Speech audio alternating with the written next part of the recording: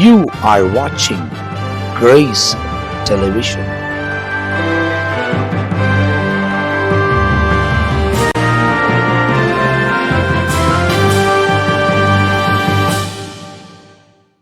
ஆண்டவரும் அருமை இரட்சகராக இயேசு கிறிஸ்துவின் நாமத்தினால் உங்கள் யாவருக்கும் என் அன்பின் வாழ்த்துக்களையும் ஸ்தோத்திரங்களையும் நான் தெரிவித்துக் கொள்கிறேன்.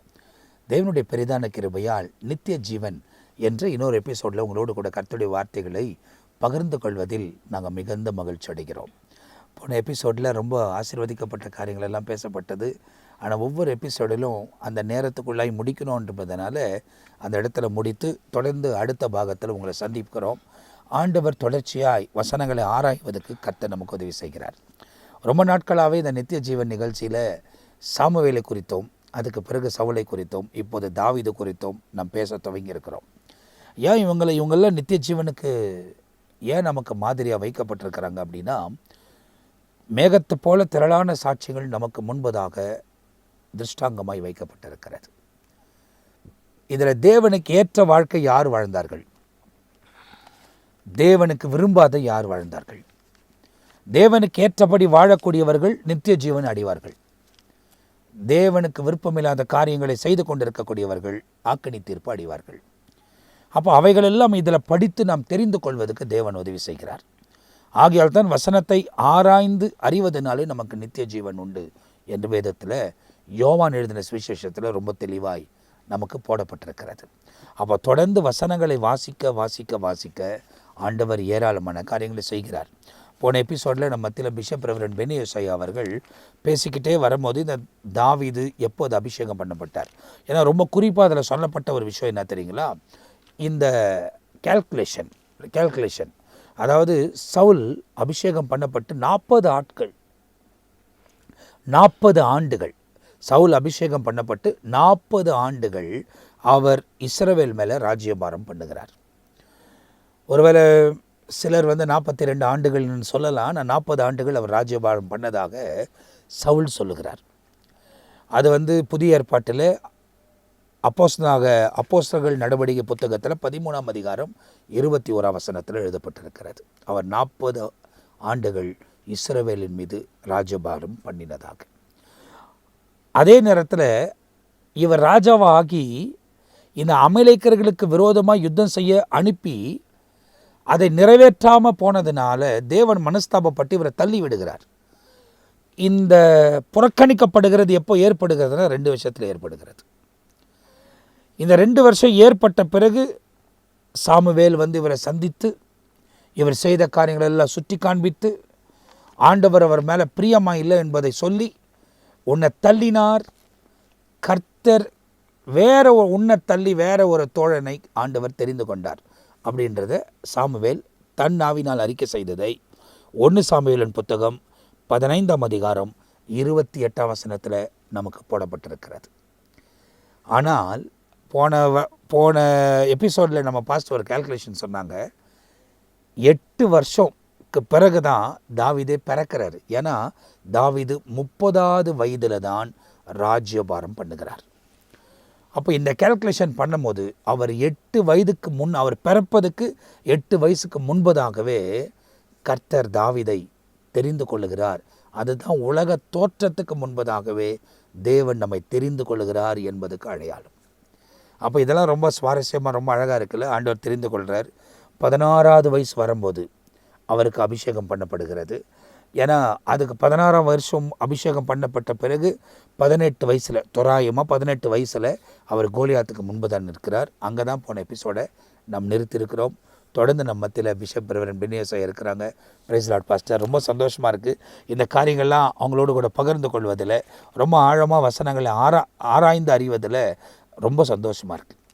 ஏன்னா இந்த இடத்துல நம்ம பார்க்கும்போது இந்த கோலியாத்தும் தாவீதுக்கும் இருக்கிற ஒரு பிரச்சனைகள் அங்கே காணப்பட்டு அதில் தாவீது வெற்றி சிறந்திருந்தாலும் அவர் போகிற சூழ்நிலை, ஏன்னா சவுல் ராஜாவாக இருக்கிறார், தேவனால் புறக்கணிக்கப்பட்டார், நான் ராஜாவாக இருக்கிறார். அது வரைக்கும் நிறைய நெருக்கத்தின் நடுவில் தான் இங்கே போகிறாரு. அதன் தொடர்ச்சி அந்த நிகழ்ச்சியில் நம்ம என்ன பேச போகிறோம் என்பதை உங்ககிட்ட இருந்து எதிர்பார்க்கிறோம். நம்ம நிகழ்ச்சிக்கு போவோம். ஆமென். கடந்த நிகழ்ச்சியில் இந்த கோலியாத் தாவீதை குறித்து ஒரு சில காரியங்களை கவனித்தோம். ஆனால் அதற்கு முன்பாக இந்த தாவீதுக்குள் இருந்ததான நற்குணங்கள் சுபாவங்கள் என்ன என்பதை பார்க்கலாம். காரணம் என்னன்னு கேட்டால், அந்த 16 வயதுன்னு சொல்வது நம்முடைய வழக்கத்தின்படி பார்த்தா டீன் ஏஜ் அப்படின்னு சொல்லும்போது 13 19. இந்த 13 19 என்பது டீனேஜ் என்று 13 14 15 அது 19 அது அந்த டீனேஜ் சொல்றாங்க. அந்த டீனேஜ் வந்து ரொம்ப முக்கியமான ஒரு வயது. அதை நான் இங்கே கால்குலேட் பண்ணி பார்த்தேன். டீனேஜில் அபிஷேகம் செய்யப்படுகிறார், அந்த டீனேஜில் வெற்றி சிறக்க பண்ணுகிறார், அந்த டீனேஜில் வந்து கோலியாத்தை அவர் ஜெயிக்கிறார். அப்போது அவர் ஜெயிப்பதற்கு என்னென்ன காரணம் என்பதை வேதத்திலே நாம் வாசித்து பார்க்கும்போது சில குறிப்புகளை நாம் இங்கே பார்க்க போகிறோம். அது என்னன்னு கேட்டால், 1 சாமுவேல் 16வது அதிகாரத்தை எடுத்துக்கொள்வோம் என்று சொன்னால், 16வது அதிகாரம் அதிலே 12வது வசனத்தை பாருங்களேன். ஆள் அனுப்பி அவனை அனுப்பித்தான், அவன் சிவந்த மேனியும் அழகிய கண்களும், 3வது நல்ல ரூபமுள்ளவனாயிருந்தான். அப்போது கர்த்தர் இவன் தான் எழுந்து இவனை அபிஷேகம் பண்ணு. அப்போது தாவீதை இன்ட்ரோடியூஸ் பண்ணும்போது அவனுடைய அழகு, அப்போது அவனுடைய ஏஜ் என்ன, டீனேஜ், அப்படிதான் சொன்னோம். அந்த டீனேஜில் அவன் சிவந்த மேனி, நல்லா கவனித்து பார்த்தா வெயில்ல வனாந்தரத்தில் இருக்கிறவன் இப்போ எப்படி இருக்கானா, சிவந்த ஆடு மேய்க்கிறவன். ஆமாம், சிவந்த மேனி, அழகான கண்கள், நல்ல ரூபமுள்ளவனாக இருந்தான். அப்போது ஆண்டவர் சொல்றாரு, எழுந்துரு, இவன் தான். அப்போ டீன் ஏஜிலேயே தேவனால் தெரிந்து கொள்ளப்பட்ட ஒரு நபர். அப்படி என்றால் ஒருவேளை நம்முடைய வீட்டில் கூட டீன் ஏஜ் உள்ள பிள்ளைகள் இருக்கலாம், 13 - 19 வரையிலும். அந்த வயதுள்ளவர்களை தான் மிகவும் பாதுகாப்பாய் வைக்க வேண்டியது பெற்றோருடைய கடமை. அப்போ அந்த டீன் ஏஜில் தான் வருங்காலத்தை குறித்த திட்டம் அதை நாம் செய்து விடுகிறோம். காரணம் என்னன்னு கேட்டால், ஒரு டாக்டர் ஆகணும்னாக்கா டீனேஜ்லேயே பிளான் பண்ணாதான் டாக்டருக்கு படிக்க முடியும். அல்லது ஒரு என்ஜினியர் ஆகணும், ஒரு வருங்காலத்தில் ஒரு பெரிய சயின்டிஸ்ட் ஆகணும்னு நினச்சா கூட அந்த டீனேஜில் தான் அவர்கள் அந்த ரூட்டில் போவாங்க. அப்போ இங்கே பாருங்கள், அந்த டீனேஜ்லேயே ஆண்டவர் என்ன பண்ணிக்கிட்டார், தெரிந்து கொண்டார். அப்போது அவன் இவன் தான் எழுந்துரு இவனை அபிஷேகம் பண்ணு. அப்போ இங்கே இன்ட்ரடியூஸ் பண்ணும்போது இப்படி கடைசியில் பார்த்தீங்கன்னா, இங்கே அபிஷேகம் பண்ணப்பட்ட உடனே ஆவியானவர் உள்ள வந்துட்டார், கர்த்தருடைய ஆவியானவர் உள்ள வந்துட்டாரு. ஆனால் சவுலுக்குள் இருந்த ஆவி வெளியே போயிட்டு தேவனால் விடப்பட்ட ஒரு ஆவி, பொல்லாத ஆவி உள்ள வந்ததுன்ட்டு 14வது வசனத்தில் வாசிக்கிறோம். இப்போ அடுத்து பாருங்க, இப்போ இந்த பொல்லாத ஆவியிலிருந்து விடுதலை பண்ணணும்னா யாராவது ஒருத்தர் வேணும், விடுதலை செய்யறதுக்கு ஒருத்தர் வேணும். அப்போ தான் என்ன சொல்கிறாங்க பாருங்க, 15வது வசனம், 1 சாமுவேல் 16வது அதிகாரம் 15வது வசனம். அப்போது சவுல் ஊழியக்காரர் அவனை நோக்கி, இதோ தேவனால் விடப்பட்ட ஒரு பொல்லாத ஆவி உம்மை கலங்க பண்ணுகிறதே. அப்போ மற்றவங்களுக்கு தெரியுது, இப்போ தேவனால் விடப்பட்ட ஒரு ஆவி யாருக்குள்ள வந்திருக்குங்க, அதாவது அதுவும் தேவனால் தான் விடப்படுது, அது அங்க சொல்றாங்களே. அப்பொழுது சவுலின் ஊழியக்காரன் அவனை நோக்கி, யாரை நோக்கி, சவுலை நோக்கி, இதோ தேவனால் விடப்பட்ட ஒரு பொல்லாத ஆவி உம்மை கலங்க பண்ணுகிறதே. அப்போ மற்றவங்களுக்கு தெரியுது சவுலுக்குள்ள இப்ப எந்த ஆவி இருக்குங்க, தேவனால் விடப்பட்ட பொல்லாத ஆவி இருக்குன்னு மற்றவங்களுக்கு தெரியுது. அதே போலதான் நம்முடைய வாழ்க்கையிலையும் நமக்குள்ள யார் இருக்காருன்ட்டு மற்றவங்களுக்கு தெரிஞ்சிருக்கும். நம்ம யாரு, நமக்குள்ள என்ன ஆவி இருக்குன்னு மற்றவங்களுக்கு தெரியும். அடுத்து சொல்லுகிறது என்னன்னு கேட்டா, சுரமண்டலம் வாசிக்கிற தேறின ஒருவனை தேடும்படிக்கு எங்கள் ஆண்டவராகிய நீர் உமக்கு முன்பாக நிற்கிற உம்முடைய அடியார்களுக்கு கட்டளையிடும். அப்பொழுது தேவனால் விடப்பட்ட பொல்லாத ஆவி உம்மேல் இறங்குகையில் அவன் தன் கையினால் அதை வாசித்தால் உமக்கு சௌக்கியம் உண்டாகும். இங்கேயும் ஒரு வார்த்தை சொல்லுது, தேவனால் விடப்பட்ட பொல்லாத ஆவி உம்மேல் இறங்குகையில். அந்த வசனம் பாருங்க, 16வது வசனம், இறங்குகையில் அவன் தன் கையினால் அதை வாசித்தால் உமக்கு சௌக்கியம் உண்டாகும் அப்படின்னு சொல்லிட்டு அடுத்து பாருங்க, சவுல் தன் ஊழியக்காரரை பார்த்து, நன்றாய் வாசிக்கத்தக்க ஒருவனை தேடி என்னிடத்தில் கொண்டு வாருங்கள் அப்படின்றாங்க. அப்படி கொண்டு வாருங்கள் சொன்ன உடனே அப்பொழுது அந்த வேலைக்காரில் ஒருவன் பிரதித்திரமாக, ஒருத்தன் சொல்றான் இப்படி வாசிக்கிற ஒருத்தர் கொண்டு வரணும்ட்டு. அப்போ இன்னொருத்தன் என்ன சொல்றான், ஒருவன் பிரதித்திரமாக, இதோ பெத்லகேமியன் ஆகிய ஈசாயின் குமாரன் 18வது வருஷம் குமாரன் ஒருவனை கண்டிருக்கிறேன், நான் பார்த்துருக்கேன். இப்போ பாருங்க, எங்கேயோ இருக்க ஒரு டீனேஜ் ஒரு நபரை பற்றி இவங்க சொல்றாங்க, கண்டிருக்கிறேன், அவன் வாசிப்பதில் தேறியவன். இப்ப இங்க பாத்தீங்கன்னா அவன் சிவந்த மேனின்னு இருக்கு. இப்ப என்ன சொல்றாங்க, வாசிக்கிறதில் தேறினவன், அவன் பராக்கிரமசாலி, யுத்த வீரன், காரிய சமர்த்தன், சௌந்தரியம் உள்ளவன், கர்த்தர் அவனோடு கூட இருக்கிறார். அதாங்க ரொம்ப முக்கியம். ஆமா. இப்போ நான் வழக்கமா சொல்ற மாதிரி சொல்றேன், யார் யாரு கூட இருக்கிறதா? கர்த்தர் அவனோடு கூட. யாரோடு கூட? டீன் ஏஜ் உள்ளவனோடு கூட கர்த்தர் இருக்கிறார். அப்படி இருக்கிறது ரொம்ப சாதாரணமான விஷயம் இல்லை. ஆமா, நம்ம வாயின் வார்த்தையில் சொல்கிறோம் கர்த்தரனோடு இருக்கிறார், கர்த்தரனோடு இருப்பார்னு. ஆனால் உண்மையில் இருக்கிறாரா என்பது அவங்க செய்கிற கிரியைகள் பொறுத்து தான் இருக்கு. அது மட்டும் இல்லாமல் நம்மோடு கூட இருக்கிறது மற்றவங்களுக்கு தெரிஞ்சிருக்கு. தாவீதோடு கூட இருக்கிறது அவனுக்கு தெரியுது. ஏன்னா காரிய சமர்த்தன் என்று எழுதப்பட்டிருக்கு. அவன் எது செஞ்சாலும் வாய்க்குது, அவன் நல்லா வாசிக்கிறான், அவன் எல்லாத்துலேயும் டேலண்டடாக இருக்கிறான். அது அவனுக்கு மாத்திரம் இல்லை, மற்ற ஜனங்களுக்கு தெரிய அது அந்த நாட்களிலே தேவனால் ஒருவேளை சவுல் புறக்கணிக்கப்பட்டிருந்தாலும் அவன் ராஜ்யபாரம் அவன் மேலே தான் இருந்துச்சு. ஒரு ராஜாவுக்கு அறிவிக்கப்படுகிறது. ஆமென்.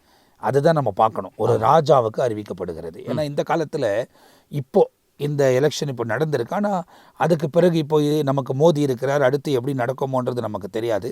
ஆனால் அவர் காதுக்கு அறிவிக்கப்படுகிறது, இப்படி ஒருவர் இருக்கிறார், அவரோடு கர்த்தர் இருக்கிறார். அது ரொம்ப முக்கியமான விஷயம் இல்லை பாஸ்டர். இன்னொன்னுங்க, ஒருவேளை இந்த வார்த்தையை சொல்லும்போது ஒருவேளை ஒரு முறை சிங்கம் வந்தது, ஒரு முறை கரடி வந்தது, அதை ஒரு ஆட்டுக்குட்டியை கிழிக்கிறது போல கீழ்ச்சி போட்டேன்னு சொல்கிறார் இல்லையா, அந்த நியூஸ் அந்த ஊருக்காருக்கு தெரிஞ்சிருக்கும் போல் தெரியுது. அங்கே தாவீதுன்னு ஒருத்தர் இருக்காரு, அவர் யுத்த வீரன், அவர் சிங்கத்தை கிழிச்சு போட்டார், கரடியை கிழிச்சு போட்டார் என்ற நியூஸ் ஒருவேளை எல்லாருக்கும் என்ன பண்ணியிருக்கலாம், பரவி இருக்கலாம் என்று நான் யூகி. கண்டிப்பா. அப்போ அங்க சொல்லப்பட்ட வார்த்தை என்ன, அவன் பராக்கிரமசாலி, பராக்கிரமசாலி, யுத்த வீரன். அப்போ இது ரெண்டுக்கும் வித்தியாசம் இருக்கு. பராக்கிரமசாலி என்பதற்கும் யுத்த வீரன் என்பதற்கும் வித்தியாசம். யுத்த வீரன் காரிய சமர்த்தன், எந்த ஒரு வேலையா இருந்தாலும் கரெக்டா செய்து முடிக்கிறேன். அதுக்கு அடுத்து சொல்லப்பட்ட வார்த்தை சௌந்தரியம் உள்ளவன். கடைசியில் சொல்லப்பட்ட கர்த்தர் அவனோடு கூட இருக்கிறார். இன்றைக்கு அந்த ஒரு நற்பெயர் நமக்கு தேவைப்படுகிறது. நம்முடைய பிள்ளைகளை குறித்து மற்றவங்க என்ன செய்யணும்னு கேட்டால் சாட்சி கொடுக்க வேண்டும். அப்போது இந்த வயதை குறித்து சொல்ல வேண்டும் என்றால் வேத வசனம் சொல்லுகிறது, வாலிபன் தன் வழி எதினால் சுத்தம் பண்ணுவான். அப்போது வசனத்தின்படி தன்னை காத்து கொள்ளுகிறதினால் தானே. அப்போ இந்த வசனத்தின்படி பார்த்தா அவன் வாலிபன், தன் வாலிப பிராயத்தில் சிருஷ்டிகரை நினைக்கிறவன். வசனம் சொல்லுது, வாலிபனே உன் வாலிப பிராயத்தில் உன் சிருஷ்டிகரை நினை என்ற வேதவசன்படி கர்த்தரை அவன் நினைக்கிறது மாத்திரமல்ல, இந்த வாலிப பிராயத்திலே அவன் பராக்கிரமசாலியாக இருந்து கர்த்தர் அவனோடு கூட இருக்கிறார் என்று மற்றவர்கள் சாட்சி கொடுக்கக்கூடிய அளவுக்கு இருக்கிறது மாத்திரமல்ல, அங்கே வசனத்தின்படி தன்னை காத்து கொள்ளுகிறதினால் தானே என்ற வேத வசனத்தின்படி இங்கே தாவீது தன்னை காத்து கொள்ளுகிற அனுபவத்திலே அவன் காணப்படுகிறதாக வசனத்திலே வாசிக்கிறோம். இன்றைக்கு நாம் நம்முடைய குடும்பத்திற்கு தானே வாலிப பிள்ளைகளை பார்த்தா சிலர் நான் பொத்தி வளர்க்குறேன் அப்படின்வாங்க. பொத்தி வளர்க்கறது இல்லை, அது கர்த்தருக்குள் வளர்கிறதா என்பதை நாம் சிந்தித்து பார்க்க வேண்டும். நான் நினைக்கிறேன் ஈசா இதை பற்றி சொல்லியிருப்பாரா அவங்க அப்பா? இல்லை, கண்டிப்பாக இல்லை. ஏன்னா இவர் ஒரு ஆடு மேய்க்கிற அந்த தொழிலில் இருந்ததுனால, இவருக்கு அந்த வேலை அவங்க கொடுத்ததுனால, இவர் காலையில் எழுந்து கிளம்பி போய் அதோடு கூட மாலையில் வரக்கூடியவராக இருப்பார். அந்த ஓய்ந்து இருந்து அந்த டயர்டில் வர்றதுனால ஒரு வேளை அவர் புசித்த பிறகு படுத்திருக்கணும். ஏன்னா பழைய ஏற்பாட்டின் காலத்தின் பிரகாரம் வெளிச்சம் வந்த உடனே வேலைக்கு போயிடுவாங்க, வெளிச்சம் மறைஞ்ச உடனே ரெஸ்ட் பண்ணிடுவாங்க. அதுதானே ஃபஸ்ட்டு, அதுதான் வழக்கம். அதனால் அவ்வளோ இவருக்கு குடும்பத்தோடு கூட மற்றவங்களோட தொடர்பு இருந்துச்சுன்னு தெரியாது. ஏன்னா அண்ணன்மாரங்கள்லாம் இராணுவத்தில் இருக்கிறாங்க, ஸோ அவ்வளோ தொடர்பு இருந்ததுன்னு சொல்ல முடியாது. ஆனால் அப்படி தொடர்பு இல்லாத ஒரு மனிதன் தேவனோடு கூட முழு தொடர்பில் இருந்தார். ஆமாம், தேவனோடு கூட நல்ல ஒரு ஐக்கியம் இருந்திருக்குது. இப்போ இந்த சம்பவத்தை நாம் பார்க்கலாம். அப்போது சவுல் ஈசா இடத்தில் ஆள் அனுப்பி, மந்தையில் இருக்கிற உன் குமாரனாகிய தாவீதை என்னிடத்தில் அனுப்பு என்று சொன்னான். அப்ப இங்க வசனம் பாருங்க, இப்போ இந்த சவுலுக்கு என்னன்னு நியூஸ் போயிருக்கு, அவன் மெய்ப்பன், மந்தை மேய்த்து கொண்டிருக்கான் என்ற நியூஸ் எல்லாம் போயிருக்கும் போல் தெரியுது. அதனால தான் அப்போது சவுல் ஈசா இடத்தில் ஆள் அனுப்பி, மந்தையில் இருக்கிற உன் குமாரனாகிய தாவீதை என்னிடத்தில் அனுப்பு. அப்போ அவன் மந்தை மேய்த்து கொண்டிருக்கான் என்று யாருக்கு தெரியுதுங்க?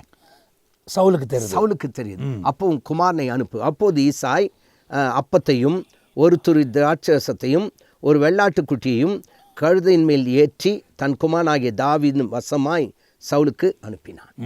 இப்போ வெறுமையா அனுப்பல, ஏதோ வெகுமதிகளை கொடுக்கறது போல அனுப்பும்போது அப்போது தாவீது சவுலிடத்தில் வந்து அவனுக்கு முன்பாக நின்றான். இப்பதான் ஃபர்ஸ்ட் இன்ட்ரடியூஸ் ஆகுறாங்க.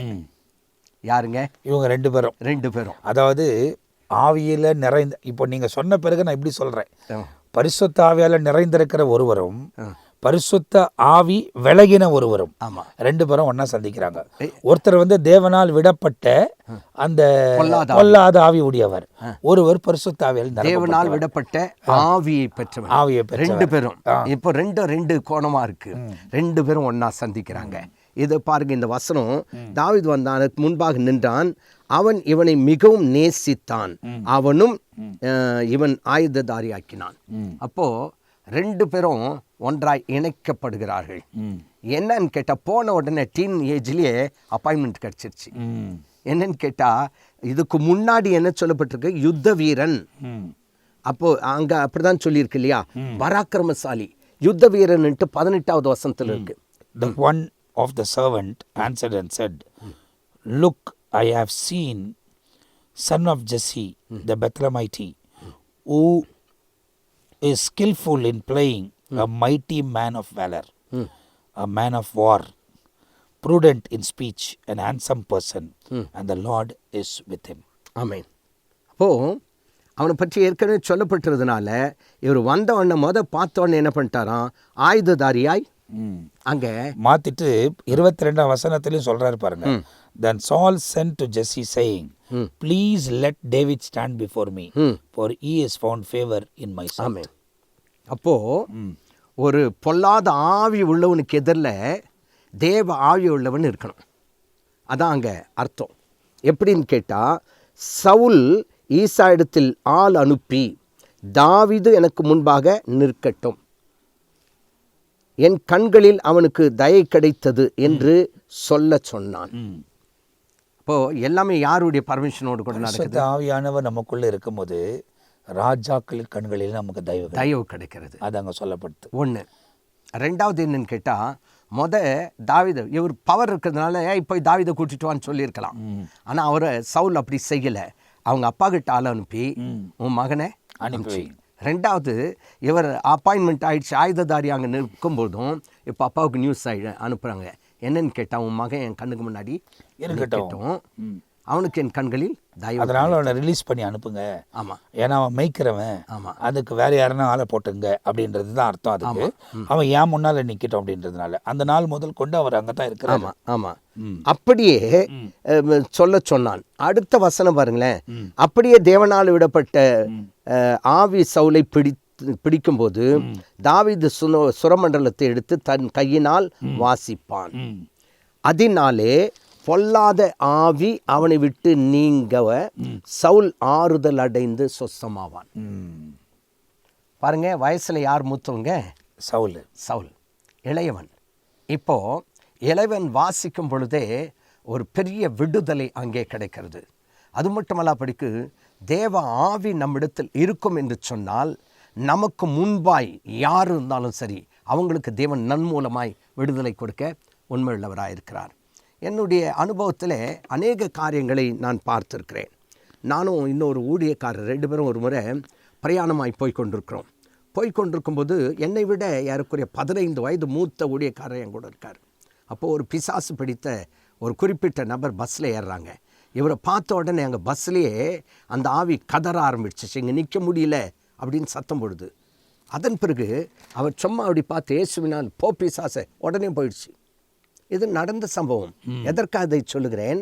ஒரு தேவ மனுஷனுக்கு முன்பாக பொல்லாத ஆவி நிலைக்காது, நிற்காது. அப்போது இவர் எடுத்து வாசித்த உடனே அந்த ஆவி அவனை விட்டு நீங்க சவுல் ஆறுதல் அடைந்து சொஸ்தமாவான். எனக்கு அருமையான கர்த்தருடைய பிள்ளையே, உனக்குள்ளே தேவ ஆவி இருக்கும் என்று சொன்னால் அநேகருக்கு நீ ஆறுதலாக இருப்பாய் என்பதற்கு இந்த வசனம் ஒரு உதாரணமாக இருக்குது. 23வது வசனம். அவன் ஆறுதல் அடைந்து சொஸ்தமாவான், சுகமாவான் என்று வசனத்திலே வாசிக்கின்றோம். பிரியமான கர்த்தருடைய பிள்ளையில, சிறு வயதுள்ளவன் தேவன் அவனோடு கூட இருக்கிறார் என்று சொல்லி அங்கே வசனத்தில் நாம் வாசிக்கிறோம். இன்னொரு வார்த்தையை கூட நம்ம வசனத்தில் வாசிக்கும்போது 16வது அதிகாரம் 12வது வசனத்தில், ஆள் அனுப்பி அவனை அழைத்தான். அவன் சிவந்த மேனியும் அழக கண்களும் நல்ல ரூபமுள்ளவனாக இருந்தான். கர்த்தர் இவன் தான் எழுந்து இவனை அபிஷேகம் பண்ணு என்று அங்கே சொல்கிறாரு. அது மட்டும் அல்லாதபடிக்கு இந்த 2 இடத்துலையும் பார்க்கும்போது சவுலுடைய குணங்களை குறித்து தெளிவாய் நாம் அந்த இடத்துல வாசிக்கிறோம். இல்லை ஃபஸ்ட்டு நீங்கள் பேசிட்டு வரும்போதே ஒரு சம்பவத்தை நான் வாசிக்கிறேன், இதுலேருந்து வாசிக்கிறேன். ஏன்னா நான் ஏற்கனவே உங்களுக்கு போன எபிசோடில் சொன்ன இதை குறித்து நான் சில செய்திகள் எடுத்திருக்கிறேன். இப்போது இவர் வந்து தாவீதுக்கு முன்னாவே நிற்கிறார். ஆமாம், ஈசாயின் மகன் தெரியும். ஆமாம், அப்பாக்கும் சொல்லி அனுப்புகிறார். இந்த மாதிரி என்ன சொல்லி அனுப்புகிறாருன்னா, அவன் என் முன்னாடி நிற்கட்டோன்றார். சரி, அவங்க அப்பாவும் விட்டு கொடுக்குறாரு. அவன் நிற்கிறான், அங்கே தான் இருக்கிறான். எப்போல்லாம் அவனுக்கு அந்த ஆவி, பொல்லாத ஆவி வருதோ அப்போ இவர் எடுத்து அதை வாசிப்பார். சுரமண்டலத்தை வாசிக்கும் போது அவன் அந்த அசுத்தாவி விட்டு விலகும். அவர் வந்து அந்த இடத்துல ஒரு புதிய பலத்தோடு கூட ரிஃப்ரெஷ்மெண்ட் ஆகி நிற்பதாக, ஒரு புதிய பலன் அவர் கெட்டதாக பைபிளில் சொல்லுவாங்க. அதுக்கப்புறமா தான் இந்த கோலியாத் சம்பவம் வருது. ஆமாம், புரியுதுங்களா? ஒரு வேளை இதெல்லாம் முடிஞ்ச உடனே தாவீது தன் சொந்த வேலைக்கு திரும்ப போயிருப்பார் போல. ஏன்னா அந்த இடத்துல இருந்து தான் அப்பா கூப்பிட்டு திரும்ப என்ன பண்ணுறாரு, யுத்த களத்துக்கு அனுப்புகிறார். அப்போ இந்த யுத்த களத்தில் வரும்போது என்ன நடக்குது அப்படின்னா, இவர் யுத்த களத்துக்குள்ளே வராரு. இவர் கொண்டு வர விஷயத்த போன எபிசோட்லேயே நம்ம சொல்லியிருக்கோம். இவர் வருத்த பயிரியம் அங்கே ரொம்ப அழகாக போட்டிருக்கோம். அவர் என்னெல்லாம் கொண்டு வந்தார் அப்படின்ட்டு அந்த இடத்துல ரொம்ப அழகாக போட்டிருப்போம். பஸ்டர் அவங்க அப்பா அவங்ககிட்ட கொடுத்து அனுப்புறாரு. 18வது வசனம், 17வது அதிகாரம் 18வது அதுக்கு 17 கூட வாசிக்கலாம். 17 ஈசாய் தன் குமாரனாகிய தாவீதை நோக்கி, உன் சகோதரனுக்கு இந்த ஒரு மரக்கால் வறுத்த பயிற்றையும் இந்த 10 அப்பங்களையும் எடுத்துக்கொண்டு பாளையத்தில் இருக்கிற உன் சகோதரத்தில் ஓட்டமாய் போய் இந்த 10 பால் கட்டிகளையும் 1000 பேருக்கு அதிபதியாய் இருக்கிறவிடத்தில் கொடுத்து, உன் சகோதரர் சுகமாய் இருக்கிறார்களா என்று விசாரித்து அவர்களிடத்தில் அடையாளம் வாங்கி கொண்டு வா. இவர் போகிற பர்பஸை என்ன அப்படின்னா, அவங்க சௌகரியத்தை விசாரிச்சுட்டு வரணும். வறுத்த பயிரை கொடுக்கணும், அப்பத்தை கொடுக்கணும், பால் கட்டிகளை கொடுக்கணும். 1000 பேருக்கு அதிபதி ஒருத்தர் இருப்பான். அவங்ககிட்ட கொடுத்து அவங்க கிட்ட அந்த அடியாளத்தை வாங்கிட்டு வரணும். பழைய ஏற்பாட்டில் இதுதான், அடியாளத்தை வாங்கிட்டு வா அப்படின்னு சொல்லுவாங்க.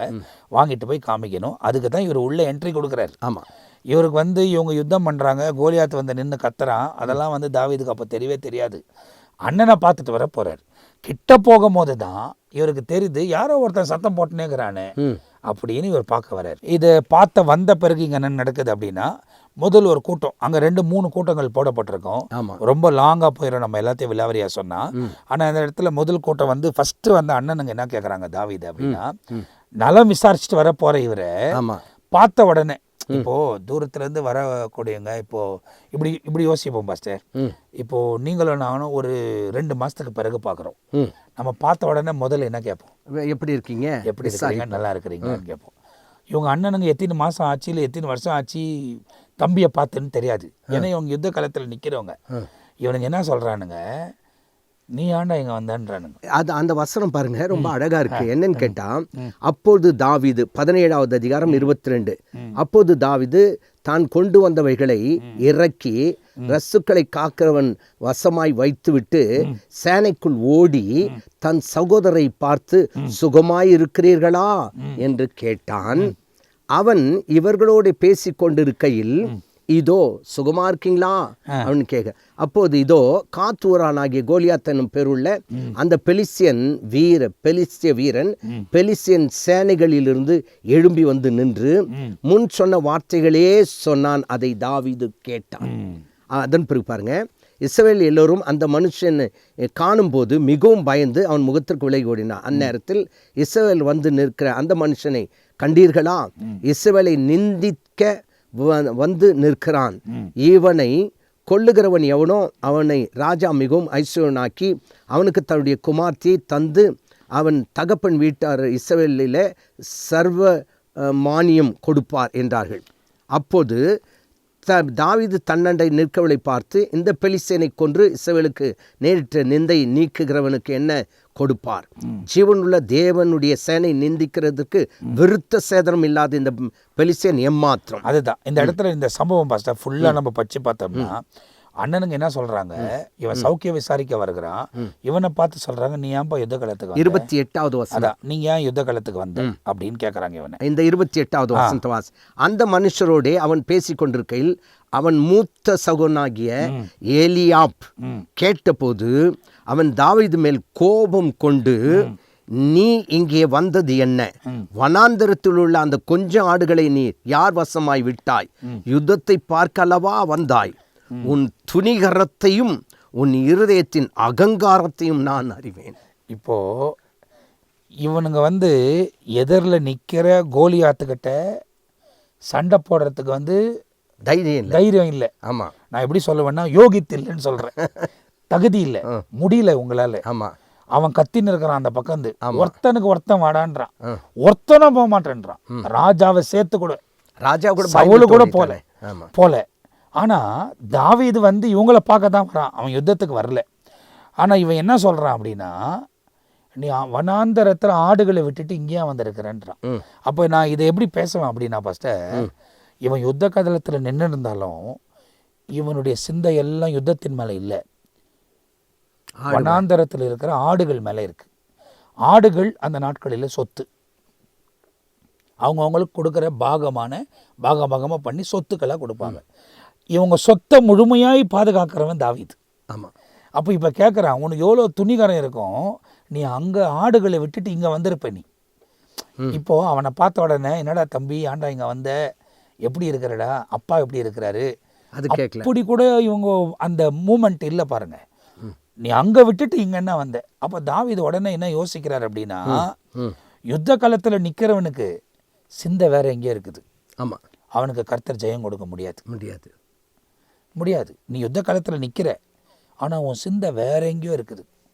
அப்போது ஒவ்வொருத்தரும் ஜெபிக்கிறாங்க, சிந்தை வேற எங்கேயோ இருக்குது. அப்போ ஆண்டவரோடு அந்த தொடர்பு வர்றதில்லை. தொடர்பு வராதப்ப அவங்க ஜெபம் ஒரு பேருக்காக இருக்கும். நான் ஜெபித்தேன், ஜெபம் என்பது தேவனோட பேசுகிற விஷயம். ஆனால் அந்த பேசும்பொழுது இப்போ நம்ம 2 பேரும் உட்காந்து பேசுகிறோம் பாஸ்டர், இப்போ என்னுடைய கான்சன்ட்ரேஷன் உங்கள் வார்த்தை மேலே இருக்குது. இப்போ அதே போல் நீங்கள் நான் என்ன பேசுகிறேன்றதை கவனிக்கிறீங்க தவிர வேறு எந்த சிந்தையும் நமக்குள்ளே இல்லை. அப்போது ஒரு மனிதன் உட்காந்து பேசும்பொழுதே இவ்வளோ ஒரு இம்பார்ட்டன்ஸ் நம்ம கொடுக்குறோம் அப்படின்னாக்கா, தேவனோடு பேசுகிறது எவ்வளோ இம்பார்ட்டன்ட், ஆண்டவரோடு பேசுகிறது எவ்வளோ இம்பார்ட்டன்ட். அப்போ அந்த காரியம் இந்த இடத்துல நடைபெறுது. இப்போ ஆனால் இவங்க யுத்த காலத்தில் நிற்கிறாங்க, இவங்களுக்கோ யுத்தத்தின் மேலே கவனம் இல்லை, சொத்து மேலே கவனம் இருக்கு. அப்போ அதனால் அவங்களுக்கு கர்த்தர் ஜெயம் கொடுக்க முடியல. ஆமாம், இங்கே ஒரு கூட்டம். அதுக்கப்புறமா நீங்கள் பார்த்தீங்கன்னா வசனத்தில் பார்த்தீங்கன்னா இன்னொரு கூட்டம் என்ன பண்ணுறாங்க அப்படின்னா, அவங்க கோலியாத்தை புகழ்ந்து பேசுகிறார்கள். கோலியாத்தை புகழ்ந்து பேசுகிறாங்க. என்ன பேசுகிறாங்கன்னா, அவனை பாரும், அவன் மார்க்கு வஸ்திரத்தை பாரும், அவன் ஈட்டியை பாரும், அவன் தலை சீராவை பாரும் அப்படின்னு பேசுகிறாங்க. ஸோ அந்த வசனமும் இதில் போடப்பட்டிருக்கும். நீங்கள் பார்த்தீங்கன்னாக்கா இதில் ரொம்ப அழகாக போடப்பட்டிருக்கும். இப்போ யுத்த காலத்தில் நின்று அவனை ஜெயிக்கணும். ஆமாம், அவனை ஜெயிக்கணும். எதிரியை குறித்து பெருமையாக பேசுவது, எதிராய் நிற்கிற கோலியாத்தை குறித்து இவர்கள் பெருமையாக பேசுகிறாங்க. இன்னைக்கு கூட நிறைய பேர் மந்திரத்தை குறித்தும் வெள்ளி சூன்யங்களை குறித்தும் செய்வினைகளை குறித்தும், ஏன்னா ஆண்டவரோடு கூட இருக்கிறவங்களுக்கு எதுவுமே மேற்கொள்ள முடியாது என்பதை வேதத்தில் நமக்கு ரொம்ப துளிவாக சொல்லப்பட்டிருக்க விஷயம். இஸ்ரவேலுக்கு முன்பதாக மந்திரமும் இல்லை, குறி சொல்லுவதும் இல்லை, யாக்கோபுக்கு முன்பதாக மந்திரமும் இல்லை என்று எழுதப்பட்டிருக்கு. அப்போ தேவனோடு கூட இருக்கக்கூடியவர்களுக்கு உலகத்தின் எந்த காரியமும் நம்ம ஒரு நாளும் மேற்கொள்ளவே முடியாது. ஆனால் இன்னைக்கு நம்ம தேவனோடு கூட இருக்கிற நாம் உலகத்தில் உள்ளவைகளை குறித்து ரொம்ப பெருமையாகவும் அது ரொம்ப பெரிதாக, அதாவது மேன்மை, அந்த மேன்மையை பேசுகிறாங்க. இப்போ அந்த கூட்டத்துக்கிட்டையும் தாவீது போகிறாரு. அப்போ சொல்கிறான், நீங்கள் நின்று இஸ்ரவேல் தேவனை ஆராதிக்கிற நீங்கள் என்ன அப்படி பயந்துட்டு நிற்கிறீங்களே, அவன் அப்படி நிந்திச்சுன்னு இருக்கிறான் அப்படின்றது. அதுக்கு தான் இவங்களுக்கு ஜெயம் கொடுக்க முடியலன்னு தெரிஞ்சுக்கிறார். இது 2 விஷயத்தையும் பார்க்குற இவர் பயிர் கொண்டு வந்தார், அப்பத்தை கொண்டு வந்தார். இது 2 குரூப் ஆஃப் பீப்புளை பார்க்குறாரு. ஒன்று அவங்க அண்ணனுங்களே இருக்கிறாங்க. அதில் பார்த்த உடனே 3வது அவர் கேட்குற கேள்வி வசனத்தில் வாஸ்தா, உங்களுடைய ராஜா எங்கே? ம் இதையா உங்களுக்கு சொல்ல வரேன்னா பாஸ்டர், இப்போது ஏற்கனவே ஒரு சவுல் முன்னால் நின்னார். சவுல் வந்து ஈசாயின் மகன்றது தெரியும். ஈசாவுக்கும் சொல்லி அனுப்பினார், இவன் முன்னால் நிற்கட்டும்னு சொல்கிறாரு. அப்படின்னா 2 பேரும் கை கொத்து அங்கேயே நின்றவங்க தாவீதை பார்த்தார். இப்போ இந்த இடத்துல பார்த்தீங்கன்னா சவுல் எங்கன்னு, அதாவது உங்களுக்கு ராஜா எங்கன்றார். இப்போ ராஜா கோலியாத்து வெளியே கூப்பிட்டு யுத்தத்தில் நின்று இருக்கிறான். ஆனால் இந்த ராஜா போய் டென்ட்டுக்குள்ளே இருக்கிறார். பயந்து ஒளிந்து டென்ட்டுக்குள்ளே இருக்கிறான். அந்த பயம் அதனால் அவனுக்கு வருது. இப்போ இவன் நேராக டென்ட்டுக்குள்ளே போகிறான். இவன் டென்ட்டுக்குள்ளே போய் திறந்த உடனே நீங்கள் பார்த்தீங்கன்னா சவுல் பயப்படுறார். அதுவும் அந்த வசனத்தில் போடப்பட்டிருக்கும். 32வது வசனத்திலிருந்து, தாவீது சவுலை நோக்கி, இது நிமித்தம் ஒருவருடைய இருதயம் கலங்க வேண்டியதில்லை. உம்முடைய அடியானாகிய நான் போய் அந்த பெலிஸ்தியனோடு யுத்தம் பண்ணுவேன் என்றான். அப்போது சவுல் தாவீதை நோக்கி, நீ இந்த பெலிஸ்தியனோட எதிர்த்து யுத்தம் பண்ண உன்னால் ஆகாது. முதல் சொல்றது இப்போ உன்னால் ஆகாது. அவர் தாவீதுன்னு இப்போ இங்கே கேட்கறது இல்லை. அவர் யாரோ ஒருத்தன் வந்திருக்கிறான். அவருக்கு முன்னே நின்றதெல்லாம் அவனுக்கு எப்படி கவனம் இல்லைன்றதே தெரில, இல்லை சில நாட்கள் ஆயிருக்குமான்றதும் தெரில, மறந்துருப்பாருன்றது தெரில. சரி, இப்போ சொல்கிறேன் உன்னாலும் யுத்தம் பண்ண முடியாது. ஆனால் உள்ளே போனவொடனே சவுல் பயப்படுறாரு. பயந்த உடனே சவுல் என்ன யோசிக்கிறார் அப்படின்னா, வெளியே நின்று பேசியிருந்த கோலியாத்து இப்போ நம்மளே தேடிட்டு உள்ளே வந்துட்டானான்ற ஒரு பயம். ஆனால் அதுக்கப்புறம் பார்த்தா சின்ன பையனாக ஒருத்தன் வந்து நிற்கிறான். நின்ன உடனே அவன் சொல்கிறான், இவன் நம்முடைய தேவனாக கர்த்தரை நிந்திக்கிறான். இவனுக்கு நான் விரோதமாக போய் என்ன பண்ணுறேன், யுத்தம் பண்ணுறேன்ற. இல்லை உன்னால் ஆகாதுன்றான். இல்லை என்னால் முடியும், நான் ஒரு முறை சிங்கத்தையும் ஒரு முறை கரடியையும் கிழித்து போட்டிருக்கிறேன். அது ரொம்ப அழகாக அங்கே சொல்லப்பட்டிருக்குது.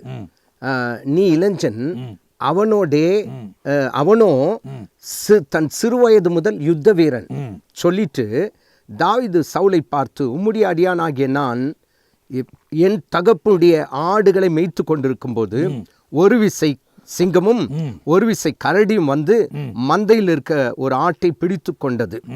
நான் அதை தொடர்ந்து போய், அந்த வார்த்தை பாருங்க, தொடர்ந்து போய் அதை அடித்து அதை அதன் வாய்க்கு தப்புவித்தேன். அது என் மேல் பாய்ந்த போது நான் அதன் தாடையை பிடித்து அதை அடித்து கொன்று போட்டேன். அடுத்து அந்த சிங்கத்தையும் அந்த கரடியும் உடைய அடியானாகிய நான் கொன்றேன்.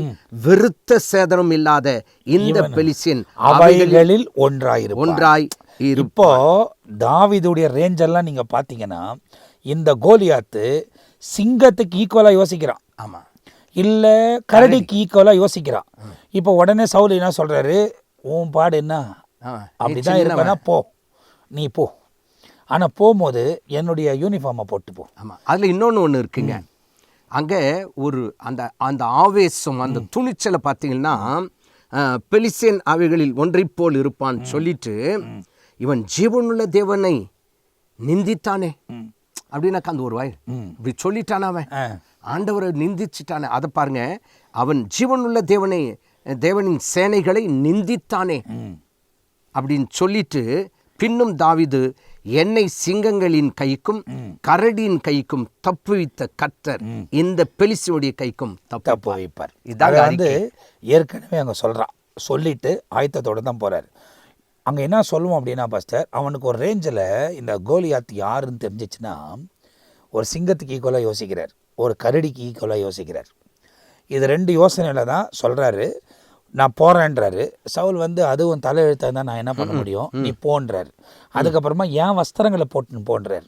இங்கே இன்னொன்று என்ன பேசுவோம் அப்படின்னா ஃபஸ்ட்டு, வஸ்திரத்தை போட்டுன்னு இப்போ யுத்தத்துக்கு போனால் ஒருவேளை தூரத்துலேருந்து பார்க்குறவங்க சவுல் நம்ம ராஜா போய் யுத்தம் பண்ணுறாரு அப்படின்றத யோசிக்கிறதுக்கு வாய்ப்பு இருக்குது. ஆனால் அன்ஃபார்ச்சுனேட்லி என்னன்னா, அவனுடைய உயரமும் இவனுடைய உயரமும் வித்தியாசம். அவன் மூத்தவன், இவன் இளையவன். அதனால அந்த வஸ்திரம் இவனுக்கு சூட் ஆகலை. அவனுடைய பட்டயத்தை தாவீது தன் வஸ்திரத்தின் மேல் கட்டி கொண்டு அதிலே அவனுக்கு பழக்கம் இல்லாததினால் நடந்து பார்த்தான். அப்பொழுது தாவீது சவுலை நோக்கி, நான் இவைகளை போட்டுக்கொண்டு போகக்கூடாது முடிஞ்சிச்சுங்க. ட்ரை பண்றான், ராஜா சொல்றதுன்றதுக்காக போட்டு பார்க்கறான். போட்டு நடந்து அபியாசம் இல்லப்பா, என்னை விட்டுருன்றான். சரி, அதுக்கப்புறமா இவர் போறார். சரி கிளம்பு அப்படின்றாரு. இவர் போறார். அங்க போய் கோலியாத்துக்கு முன்ன நிக்கிறார். இப்ப கோலியாத்தை இவர் எந்த ரேஞ்சுக்கு யோசிச்சுட்டு போறாருன்னா, ஒரு சிங்கம் ஒரு கரடி அந்த லெவல் இவர் மைண்ட் இருக்குது. ஆனா அங்க போனவன கோலியாத்து என்ன சொல்றான், நீ தடியோட வர நான் என்ன நாயா? ஆமா. அப்படின்னு உடனே அதாவது தாவீதின் மைண்டுக்கு என்ன வந்துருச்சு, கோலியாத்து உன்னை பற்றி என் ராஜா கிட்ட நான் பெருமையா பேசிட்டு வந்திருக்கிறேன். உன்னை சிங்கத்துக்கு ஒப்பிட்ட நான், ஆமா, உன்னை கரடிக்கு ஒப்பிட்ட நான். ஆனா நீ என்ன சொல்ற, நாயின்ற. அப்போ உன் நாய் எதில் அடிப்போம்? கல்லுல தான் அடிப்போம். என்கிட்ட 5 கல் இருக்கு, உன்னை கொண்டுருவேன் நான். அப்போ என் வேலை ரொம்ப ஈஸியா முடிஞ்சிச்சு. அதெல்லாம் வந்து ஒரு சாதாரணமாகவே விசுவாசத்தில் இருக்கிற இந்த தாவீதுக்குள்ள வருகிற விஷயம். அப்போ நீ தடியோடு வர நான் என்ன நாயான்னு கேட்குறாரு. அப்போ நாயின் உடனே அவன் கல் எடுத்து வச்சு வீசுறான். வீசி அடிக்கிறான், நெத்தியில் படுது, இவர் கீழே விழுறாரு. விழுந்த பிறகு அவங்கிட்ட போய் அவன் பட்டியத்தை எடுத்து அவன் தலையை வெட்டி இவர் உள்ளே கொண்டு வர்றார். கொண்டு வரப்போ அங்கே புகழ் பாடுறாங்க, எல்லாம் நடக்குது. அந்த நேரத்தில் இந்த கேள்விக்கு தான் அந்த இது இவ்வளோ சீக்வன்ஸை கொண்டு வந்தது பாஸ்டர். அங்கே என்ன நடக்குதுன்னா, சவுல் இப்போ கேட்குறான் 58ஆம் வசனத்தில், 58வது வசனம். அப்போது சவுல், வாலிபனே நீ யாருடைய மகன் என்று அவனை கேட்டதற்கு தாவீது, நான் பெத்லகேமன் ஊரானாகிய உம்முடைய அடியானாகிய ஈசாயின் மகன். இப்போ விசாரிக்கிறான் பாருங்க. ஏற்கனவே உங்ககிட்ட நின்று வந்தான் அவன். ஆமாம், ஏற்கனவே அவன் வாசித்ததுனால தான் உனக்கு விடுதலை ஆகிருக்குது. ஆமாம், உன் அரண்மனைக்குள்ளே வந்தான். அப்போ கூட நீ அவனை யாருன்னு கண்டுக்கல, அவனை ரொம்ப பெருசாக நீ யோசிக்கல. ஆனால் எப்போ கோலியாத்தின் தலை இவன் கைக்கு வந்ததோ அப்போ ராஜா கூப்பிட்டு விசாரிக்கிறான், நீ யாருப்பா? அது வரைக்கும் நீ யாருப்பான்னு கேட்கல. அப்போ இங்கே என்ன சொல்ல வருவோம் அப்படின்னா பாஸ்டர், எப்போ இந்த உலகத்தில் ஆண்டுடைய திட்டத்தை நாம் நிறைவேற்றுகிறோமோ நம்மை குறித்து ராஜாக்கள் விசாரிப்பார்கள். ஆமென். அந்த அளவுக்கு தேவன் தம்முடைய பிள்ளைகளை, தமக்கு செவி கொடுக்கக்கூடியவர்களை பயன்படுத்த முடியும் அப்படின்றது இந்த சம்பவத்தின் மூலிமா தெரிந்து கொள்றது. அப்போ இவ்வளோ பெரிய சம்பவம் நடக்குது, இவ்வளோ பெரிய சம்பவம் நடக்குது, இவ்வளோ பெரிய ஜெயத்தை ஆண்டவர் தாவீதுக்கு கொடுக்குறாரு. அதுக்கு ஒரே ஒரு காரணம், இவன் இருதயம் தேவனோட இணைக்கப்பட்டு. ஸோ இதுதானே ஃபஸ்ட்டு இந்த வசனத்தில் நம்ம தெரிந்து கொள்ள முடியும். அது மட்டுமல்ல, அப்படிக்கு அங்கே தாவீது தன்னுடைய புயபலத்தை நம்பலை. வசனம் என்ன சொல்லுது, 47வது வசனம், யுத்தம் கர்த்தருடையது. அங்கே அதான் 1 சாமுவேல் 17:47 சொல்லியிருக்கு, யுத்தம் கர்த்தருடையது. இன்னைக்கு நம்முடைய வாழ்க்கையில் கூட என்ன யுத்தம் வந்தாலும் கர்த்தர் நமக்கு ஒரு ஜெயத்தை கொடுப்பார். நமக்காக யுத்தம் செய்கிறவர் கர்த்தர் என்பதை உணர்ந்து கொள்ள வேண்டும். ஆனால் அதிலே பார்த்தீங்கன்னா 45வது வசனத்தில் இவர் சொல்கிறாரு, நீயோ ஈட்டியோட, நீ பட்டயத்தோடும் கேடகத்தோடும் என்னிடத்தில் வருகிறாய், நானோ நீ நிந்தித்த இஸ்ரவேலின் இராணுவங்களின் தேவனாகிய சேனைகளுடைய கர்த்தரின் நாமத்தினாலே உன்னிடத்தில் வருகிறேன். இது 3 என்கிட்ட இல்லை, அவர் இருக்கிறார். ஆமாம், இது 3ஓடு நீ வந்திருக்கிற. நீ நிந்திக்கிற இஸ்ரவேலின் இராணுவத்தின் தேவனுடைய நாமத்தில் வந்திருக்கிறேன். அப்போ அவர் அடுத்தது சொல்ற ரொம்ப இம்பார்ட்டன்ட் விஷயம், இன்றைய தினம் கர்த்தர் உன்னை என் கையில் ஒப்பு கொடுப்பார். என் பலத்தினால இல்ல, என் கர்த்தர் என்கிட்ட உன்னை ஒப்பு கொடுப்பார். ஆமென் அப்படின்னு சொல்லி தான் அதை எடுத்து அடிக்கிறாரு, அவர் இறங்க போறார். அப்போ கர்த்தரின் நாமத்தினால அவர் கடந்து போகிறார். அப்போ இந்த பரிசுத்த ஆவியானவர் நமக்குள்ள இருக்கும் போது நம்மை முற்றிலுமாய் தேவனுக்குள்ளாவே நடத்துகிறது. ஏன்னா தாவீதுக்கு சுயதனமாக அந்த எண்ணம் வந்திருக்குதோ இல்லையோ, எப்போ ஆவியானவர் அவரோடு கூட இருக்க ஆரம்பித்தாரோ அவர் தேவனால் பூர்ணமாய் நடத்தப்பட்டார். தேவனையே சார்ந்து கொண்டார். அவர் பலத்தையும் நம்பலை, அவர் டேலண்ட்டை நம்பலை. ஏன்னா சவுல் கிட்ட சொல்லும் போது கூட சொல்கிறாரு, கர்த்தர் அவைகளை என்கிட்ட ஒப்பு கொடுத்துருக்கிறார். ஆமென். அங்கே கூட நான் கொன்னேன்னு சொல்லலை அவர். ஆமாம், கர்த்தர் அதையே என்கிட்ட சொல்லியிருக்க. யுத்தம் கர்த்தருடையது. அப்போ முற்றிலுமாக இவர் தன்னை சார்ந்து கொள்ளவில்லை, கர்த்தரை சார்ந்து நின்றார். அப்போ இன்றைக்கு கூட இந்த நித்திய ஜீவனுக்குள்ளே நாம் பிரவேசிக்க வேண்டுமானால் வாழ்கிற இந்த உலக வாழ்க்கையில் முற்றிலுமாய் கர்த்தரை சார்ந்து நிற்பது இதுல இன்னொரு வார்த்தையும் கடைசியா சொல்லி முடிக்க ஆசைப்படுகிறேன். இப்படி வாயிலிருந்து வர வார்த்தையெல்லாம் கர்த்தரை மேன்மைப்படுத்துகிற வார்த்தையா இருக்கு. அதனால தான் முக்கியமா சவுலை குறித்து பார்க்கும்போது நித்தியத்தை குறித்தோ நித்திய ஜீவனை குறித்தோ ஒரு அக்கறையும் சவுலுக்கு இல்லை. ஆனா தாவீது சொல்றாரு சங்கீதம் 23 கடைசி வசனம் பாருங்களேன், அது அந்த நித்தியத்தை குறித்த வாஞ்சை இவருக்குள் எப்படி இருக்குது என்று சொல்லி அந்த வசனங்கள் நமக்கு எல்லாருக்கும் தெரியும். ஆனா இதை நாம வாசிக்க போகிறோம். கர்த்தரின் மெய்ப்பராக இருக்கிறார், நான் தாட்சி அடையேன் அப்படியே சொல்லிட்டு வந்து அவர் என்னை புல்லுள்ள இடங்களில் மேய்த்து அமர்ந்த தண்ணீர்கள் அண்டையில் என்னை நடத்துவார் இப்படியே சொல்லிட்டு வந்த பிறகு என் சத்துருக்களுக்கு முன்பாக நீர் எனக்கு ஒரு பந்தியை ஆயத்தப்படுத்தி என் தலை எண்ணெயால் அபிஷேகம் பண்ணுகிறீர், என் பாத்திரம் நிரம்பி வடிகிறது. அடுத்த வசனம் பாருங்களேன், என் ஜீவனுள்ள நாளெல்லாம் நன்மையும் கிருபையும் என்னை தொடரும், நான் கர்த்தருடைய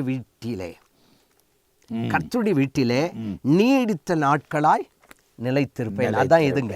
நித்திய வீடு, நித்திய ஜீவன். அப்போ நான் கர்த்தரோட கூட நித்தியமா வாழ்வேன். அதுதான் பாஸ்டர், யாரெல்லாம் ஆண்டவரோடு கூட இணைந்திருந்தாங்களோ அவங்களுக்கெல்லாம் நித்தியத்தின் மேல ஒரு அக்கறை இருந்துச்சு, அந்த எண்ணம் இருந்துச்சு. அதனால தான் மோசையை குறித்தும் எபிரேயர்ல வாசிக்கும் போது நம்ம ஏற்கனவே இனி வரக்கூடிய பலன் மேல அவன் நோக்கமா இருந்தான். அநித்தியமான பாவ சந்தோஷத்தை அனுபவிக்கிறதை பார்க்கலாம் இனி வரக்கூடிய பலன் மேல் நோக்கமா இருந்தார். அப்ப தேவனோடு கூட யார் இணைந்து வாழ்கிறாங்களோ அவங்களுக்கு நிச்சயமாய் அந்த நித்தியத்தின் மீது கவனம் இருக்குது. அதை தான் அவங்களுக்கு தொடர்ந்து நாம் சொல்லுகிறோம். அப்போ இந்த நிகழ்ச்சியில பார்க்குற நீங்க ரொம்ப தெளிவாக தெரிந்து கொள்ள வேண்டும், உலக வாழ்க்கை நாம் வாழுகிறது இது ரொம்ப குறுகிய ஒன்று. 100 வயசு கூடங்க ஒருத்தர் வாழட்டும், ஆனால் அது குறுகியது தான். ஆனால் அந்த இடத்துல வாழப்போகிறது நித்தியம், அங்கே மரணமே கிடையாது. அதுக்கு பிறகு நித்தியமாய் வாழப்போகிறோம். அந்த நித்திய வீட்டுக்குள் நாம் பிரவேசிக்க வேண்டுமானால் அதை கொடுக்கக்கூடிய இயேசுவின் வார்த்தைக்கு செவி கொடுத்து நாம் அவரோடு இணைந்து பயணம் செய்யும் போது தான் நித்திய வீட்டுக்குள்ளே பிரவேசிக்க முடியும். நானே உனக்கு வழியும், நானே உனக்கு சத்தியமும், நானே உனக்கு ஜீவனமாக இருக்கிறேன், என்னையே அல்லாமல் நீ பிதாவிடத்தில் வரவே முடியாது என்பதை இயேசு ரொம்ப தெளிவாய் துல்லியமாய் சொல்லியிருக்கிறார். என்னை பின்பற்றுகிறவன் இருளில் நடவாமல் என்று இன்னும் நிறைய காரியங்கள் அங்கே எழுதப்பட்டிருக்கிறது. அவரை பின்பற்றக்கூடியவர்களாய் நித்தியத்துக்குள் பிரவேசிக்கிற பாத்திரங்களாய் நம்மை நாமே அர்ப்பணிக்கும் போது நிச்சயமாய் தேவன் பெரிய காரியத்தை செய்வார். இன்னும் ஏராளமான காரியங்கள் இருக்குது. இந்த எபிசோடில் நிறைய காரியங்கள் நானே பேசிட்டேன்னு நினைக்கிறேன். நான் அன்பு போதகர் அவர்கள் எடுத்து கொடுத்த காரியங்கள் எல்லாம் ரொம்ப அற்புதமாக ஆசீர்வாதமாக தேவன் வழிநடத்தினார். ரொம்ப அழகாய் போதிக்கக்கூடிய கிருபையை ஆண்டவர் உங்களுக்கு தந்திருக்கிறார். தொடர்ந்து அடுத்த எபிசோடில் மீதியான காரியங்களை நாம் பார்க்க போகிறோம்.